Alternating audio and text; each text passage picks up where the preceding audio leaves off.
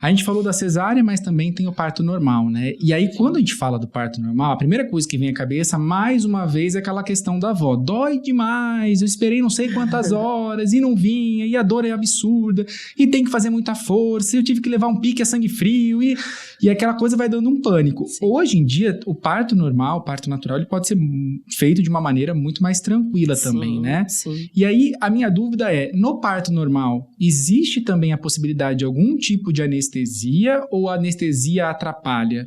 Não. Isso é uma dúvida muito frequente, tá? O parto normal, ele também é um momento que a gente vai discutir muito com a mãe sobre o que ela planeja. O que é o desejo dela, tá? Então, ser um parto humano não significa, não, para ser humanizado, eu não quero que tenha anestesia nenhuma. Não, para ser humanizado tem que ser da maneira que aquela família idealizou, né? Então, é da melhor maneira possível. Eu tenho hoje muitas possibilidades para que aquele parto seja feito da maneira mais tranquila possível, caso seja o desejo da mãe. Muitas mães não querem anestesia e perfeito. Tá tudo bem, cada um escolhe da sua forma, mas é importante saber que existem outras formas que dá para fazer pelo parto normal sem sentir aquela dor absurda. Maravilha. Nesse sentido, né? Isso, então, aquela mãe que acredita, cheguei no meu limite, a opção é só cesárea? Não, a opção não é só cesárea, existe a analgesia do parto, né? Então, a gente consegue fazer a analgesia, significa tirar a dor ou diminuir aquela dor a níveis que ela consiga levar. Então, eu consigo fazer através da anestesia essa analgesia, com algumas possibilidades. Então, tudo vai depender do momento que a mãe me pediu essa analgesia.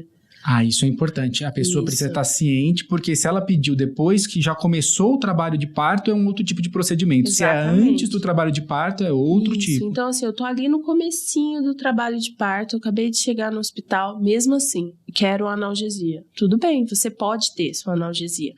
Tudo isso que eu tô falando não é conversado somente entre paciente e família e anestesista, tá? Tudo vai passar pelo obstetra, pela equipe que a acompanha. Então, tudo isso é muito conversado. Porque, mais uma vez, cada paciente tem as suas prioridades, tem as suas condições de saúde. As suas condições. Então, o obstetra está ali do nosso lado, junto e decidindo junto com aquela família qual a melhor saída para o paciente, sem que ela corra riscos ou que o bebê corra riscos. Porque muitas vezes esse médico ele acompanhou durante meses essa paciente, né? Vocês anestesistas têm a função ali de tornar o momento mais tranquilo possível, mas esse contato com o paciente às vezes começou breve. Ali na pré-consulta, né? Exatamente. Tá. Então, a gente nós estamos ali, nós conversamos com o obstetra e chegamos à conclusão que a analgesia é um bom caminho para essa paciente. Logo no início. Logo no início. Qual é o procedimento? Perfeito. Geralmente, eu tô falando geralmente porque isso depende muito da experiência do anestesista, do que ele prefere, do que ele tem mais mão para fazer. Mas na maioria das vezes, nós fazemos 2 procedimentos nesse caso. Inicialmente, nós vamos fazer uma raquianestesia que vai tirar aquela dor, aquele incômodo que chegou ao limite da paciente instantaneamente. E a gente espera até que a paciente consiga se equilibrar dentro dessa anestesia. Então, a paciente conseguiu sentar, a paciente conseguiu ficar mais confortável, mais relaxada. Depois que ela passou por isso, aí a gente vai fazer uma anestesia peridural. Anestesia não, na verdade, inicialmente a gente passa só um catéter peridural e, se necessário, a gente faz anestesia nele. Qual a diferença? A diferença é a profundidade, as camadas que essa anestesia vai atingir, tá? Quando eu faço a raquianestesia, eu entro dentro do canalzinho que tem o líquor. A anestesia peridural, eu passo o catéter um pouquinho antes desse canal. Por que, então, que a gente está fazendo 2 anestesias? Porque essa paciente ainda tem um período bem prolongado aí pela frente. E se cada vez que ela solicitar que eu faça uma anestesia, eu tenho que puncionar ela novamente, eu tenho que fazer a anestesia de novo, isso acaba sendo mais um incômodo do que um alívio. Então, a gente já deixa ali um catéter para que a gente consiga fazer a anestesia sem funcionar essa paciente. Só para tirar a dúvida, próximo do que a gente vê no dia a dia. É como se você estivesse lá internado e fica com aquele acesso na veia. Perfeito. Então, você está com a ligação direta. A qualquer momento que precisar, injetar um pouquinho mais de medicação. Só que é na coluna. Na coluna. É lá no nervinho da coluna que é o responsável para que o paciente sinta essa dor da contração. E qual que é a diferença, por exemplo, da RAC para quem optou por fazer a cesárea e da RAC para quem vai passar por um parto normal? É a mesma Perfeito. ou não?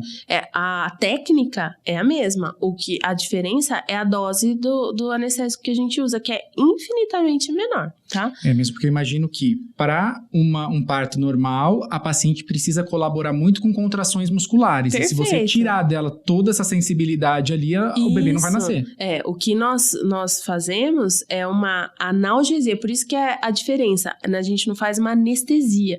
Eu não tiro, a gente não tem bloqueio motor. Isso é um termo técnico. O que é o bloqueio motor? É quando eu não consigo mais me mexer. A gente não tem esse bloqueio da musculatura, eu só tenho o bloqueio da dor. Tá? E muitas vezes, mesmo a dor, a paciente não sente a dor especificamente, mas ela sente que tem alguma coisa acontecendo.